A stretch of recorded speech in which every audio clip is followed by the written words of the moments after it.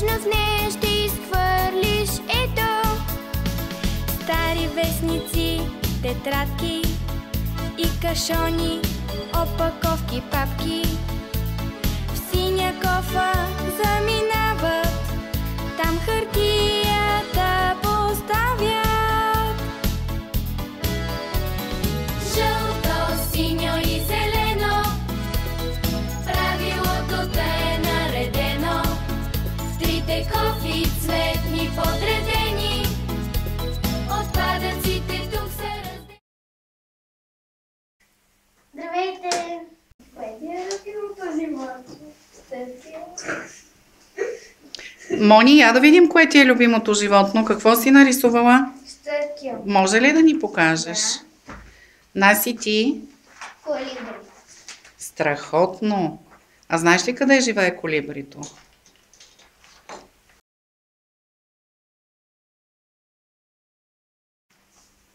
А можете ли, деца, да ми кажете, кое животно се грижи най-много за дома си? Кажете. Костенурката. Костенурката, така ли? А защо се грижи тя най-много за дома си? Кажи, Ева.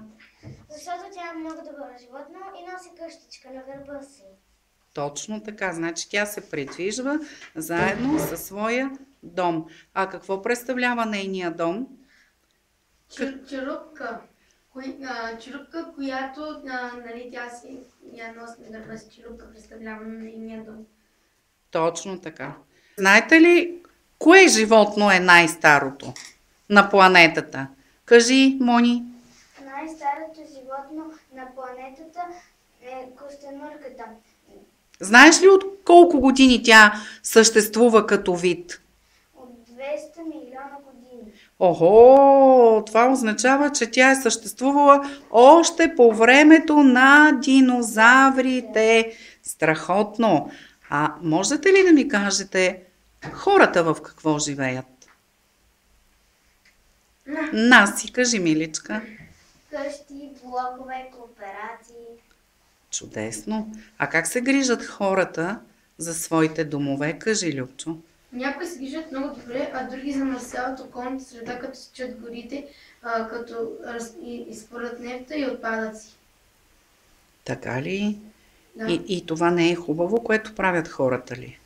Да, но другите, които опазват околната среда, могат да го правят, като съдят дърветата и така от тях ще имаме повече въздух и земята може да остане жива и здрава.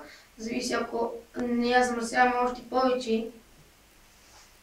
Значи има начин, по който хората да се грижат за природата, но на вас ви прави впечатление, че хората напоследък не се грижат и изхвърлят много. Отпадъци. А какво ви прави впечатление там, където вие живеете?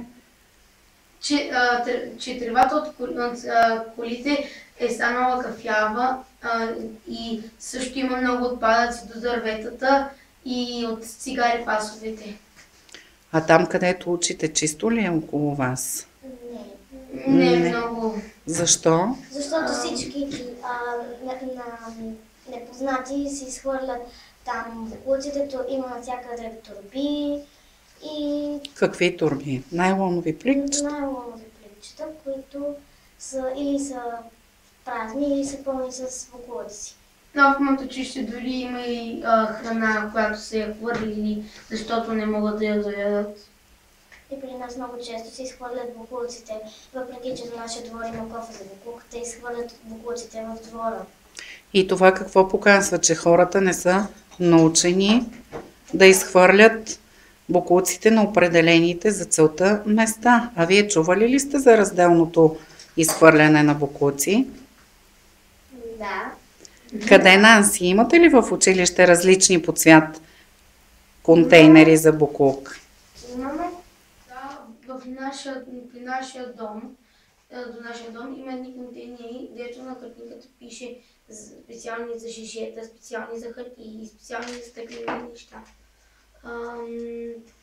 Тоест има правила, има указания къде да се изхвърлят боклуците. Ти спазваш ли ги тези правила? Да, аз ги спазвам, но често виждам и някакви други неща изхвърляне неща на нея до контейнерите, само не са вътре и така замърсяват околната среда и всяка крачка, която виждам някакво бокуче, което замърсява околната среда и изнимат и кафява трева от газовете на колите. И това не е хубаво. Тогава ние с вас какво можем да направиме? Аз смятам, че ние можем да опазим околната среда, като засаждаме дърветата, събираме бокуците и слагаме в контейнерите и на определените им места. И какво животно ние имаме в училищния двор, което много често идва при вас? Кажи, Мони. Катеричката Катеричка, тя къде живее? на дърветата. В двора ние какво дърво имаме? Един голям. Как се казва това голямото дърво в двора? Орех.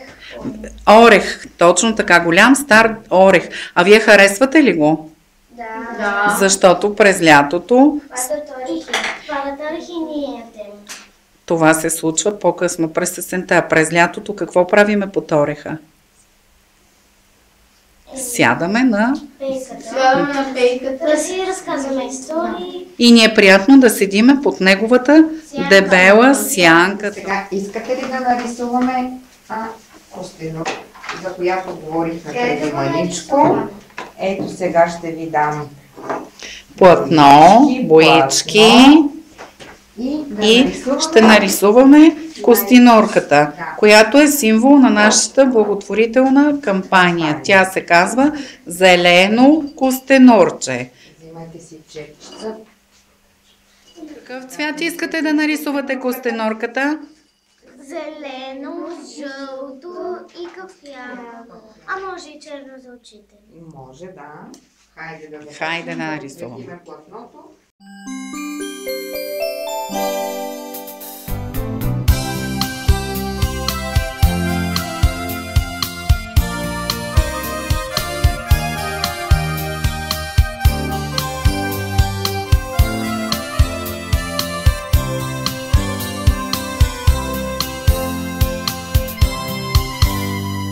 Тъничка пътечка тича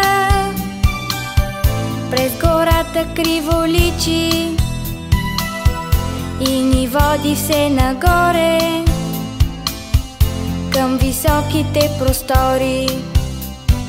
Тук край изворче извива, там зелен шубрак се скрива, шарени полянки преминава, към скалите стръмна става,